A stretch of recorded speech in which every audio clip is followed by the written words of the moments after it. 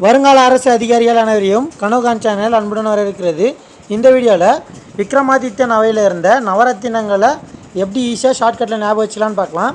இந்த video exam point of வியூவில் ரொம்ப இம்பார்ட்டன்ட் டாபிக். அதனால் வீடியோவை ஸ்கிப் பண்ணாமல் ஃபுல்லாக பாருங்கள். அப்போ தான் இந்த டாப்பிக்கான ஐடியா உங்களுக்கு கிளியராக கிடைக்கும். முதல்ல காளிதாசர்னா சமஸ்கிருத புலவர், ஹரிசேனர்னா சமஸ்கிருத புலவர்.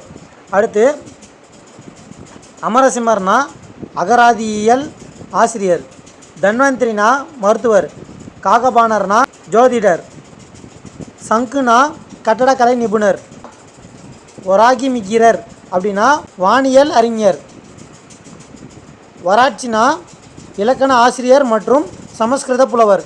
அடுத்து விட்டலபட்டர்னா மாய வித்தைக்காரர், அதாவது மெஜிஷியன். இதுதான் நவரத்தினங்களோட பணிகள். நவரத்தினங்கள்னால் 9 பேர் இருந்தாங்க இல்லைங்களா ஒரு அவையில். அவங்க என்னென்ன பொசிஷனில் இருந்தாங்க, அதாவது என்னென்ன வேலை செஞ்சுட்டு இருந்தாங்க, அதாவது மருத்துவர்னால் தன்வந்திரி அப்படி சொல்கிறாங்க இல்லைங்களா, அதெல்லாம் எப்படி இருந்தாங்கன்றத எப்படி ஈஸியாக ஷார்ட்கட்டில் ஞாபகம் வச்சுக்கலான்னு பார்க்கலாம். முதல்ல காளிதாசர் மற்றும் ஹரிசேனர் 2 பேர் இருக்காங்க இல்லைங்களா. 2 பேருமே சமஸ்கிருத புலவர்கள். இது எப்படி ஞாபகம் வச்சுக்கலாம்னா காளியும் ஹரியும் சமமானவங்க, அதாவது 2 பேருமே சமமானவங்க தான் அப்படின்னு சொல்கிற வச்சு இவங்க 2 பேரும் சமஸ்கிருத புலவர் ஞாபகம் வச்சுக்கலாம். அப்படி இல்லைன்னா காளின்றதும் தெய்வம் தான், ஹரின்றதும் தெய்வம் தான், அதாவது ஹரியும் சிவனும் ஒன்றுன்னு சொல்லுவாங்க இல்லைங்களா. அதை வச்சு 2மே சாமி பேர். சாமி கோயிலெல்லாம் சமஸ்கிருதத்தில் தான் மந்திரம் ஓதுவாங்க சரிங்களா. அதை வச்சு காளியும் ஹரியும் சாமின்றதை வச்சு அந்த சாமி கோயிலில் மந்திரம் சமஸ்கிருதத்தில் ஓதுவாங்க அப்படின்றத ஞாபகம் வச்சுக்கிட்டு காளிதாசரும் ஹரிசேனரும் சமஸ்கிருத புலவர்கள் அப்படின்றத ஞாபகம் வச்சுக்கலாம் சரிங்களா. அடுத்து அமரசிம்மர் அகராதியில் ஆசிரியர். இது எப்படி ஞாபகம் வச்சுக்கலாம்னா இங்கே அமர அகராதி இந்த ஸ்டார்டிங் லெட்டர்லேயே வருது இல்லைங்களா, அதை வச்சு இது ஞாபகம் வச்சுக்கலாம். அப்படி இல்லைன்னா சிம்ஹர்னு இருக்கு இல்லைங்களா, சிங்கம் ஆக்ரோஷமாக தான் இருக்கும் சரிங்களா. அதை வச்சு அகராதியில் ஆசிரியர் அப்படின்றத ஞாபகம் வச்சுக்கலாம். உங்களுக்கு எப்படி ஈஸியாக இருக்கும் அப்படி ஞாபகம் வச்சுக்கோங்க. அடுத்து தன்வந்திரி மருத்துவர். இது எப்படி ஞாபகம் வச்சுக்கலாம்னா நீங்கள் எல்லோரும் கேள்விப்பட்டிருக்கீங்க, தன்வந்திரி கேஷ் கலான ஒரு ப்ராடக்ட் கூட வரும், அதாவது மருத்துவ குணம் நிறைந்த ப்ராடக்ட் அப்படின்னு விளம்பரத்தில் பார்த்துருப்பீங்க. அதை வச்சு தன்வந்திரி மருத்துவர் அப்படின்றத ஞாபகம் வச்சுக்கலாம்னு சரி. அப்படின்னா தன்னுன்னு இருக்கு இல்லைங்களா, இங்கே தனக்கு தானே மருத்துவம் பார்த்துக்கணும் அப்படின்றத ஞாபகம் வச்சுங்க. தனக்கு தானே எப்படி மருத்துவம் பார்த்துக்குதுன்னா நம்ம சாப்பிட்ற சாப்பாட்டிலேருந்து உடற்பயிற்சிலாம் செய்கிறோம் இல்லையா, இதெல்லாம் ப்ராப்பராக பண்ணனாவே நம்ம தனக்கு தானே கரெக்டாக பண்ணிக்கிட்டோன்னா நம்மளுக்கு மருத்துவம் நம்மளே பண்ணிக்கிற மாதிரி தான், எந்த ஒரு நோயும் வராதுன்றதை வச்சு தன்வந்திரினா மருத்துவர் அப்படின்றத ஞாபகம் வச்சுக்கலாம். அடுத்து காகபாணர், இவர் ஜோதிடர்.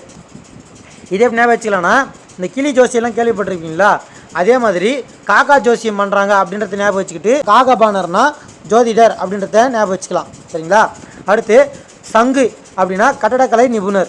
இதே எப்படி ஞாபகம் வச்சுக்கலாம்னா கட்டடக்கலைனா டிசைனிங் பண்ணுறது.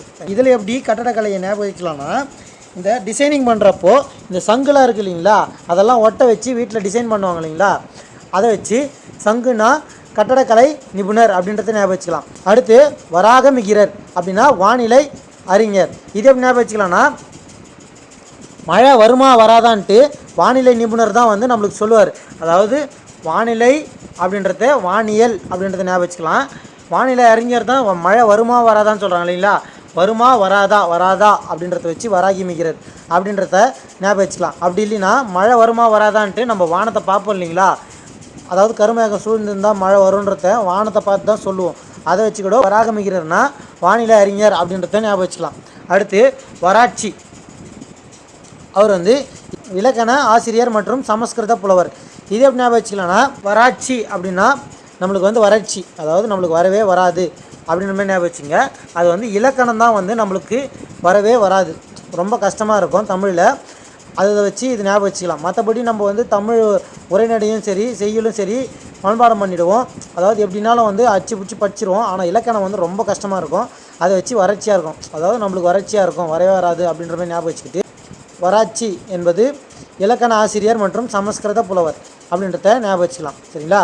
அடுத்து விட்டல பட்டர், இவர் மாய வித்தைக்காரர். இதே எப்படி ஞாபகம் வச்சுக்கலாம்னா விட்டல பட்டலை, இந்த விட்ட பட்ட அப்படின்ற ரைமிங்லேயே வருது இல்லைங்களா, அதை வச்சு மாய வித்தைக்காரர் அப்படின்றது ஞாபகம். அந்த பேரே ஒரு மாய வித்தை மாரி தானே இருக்குது, விட்ட பட்டை அப்படின்ற ரைமிங் வருது இல்லைங்களா, அது வந்து ஒரு மாய வித்தை அப்படின்ற மாதிரி ஞாபகம் வச்சுங்க. அதை வச்சு இது ஞாபகம் வச்சுக்கலாம்.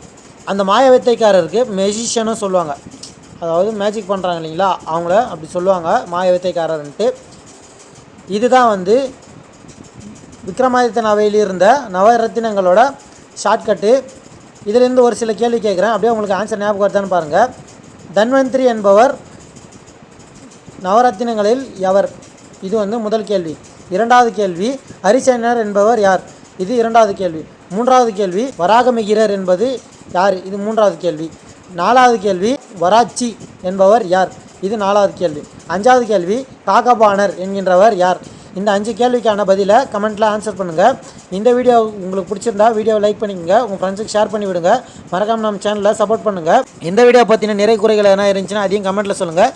மீண்டும் அடுத்த ஷார்ட்கட் வீடியோவில் சந்திப்போம். இப்படிக்கு கனவு காஞ்சிவா. நன்றி, வணக்கம்.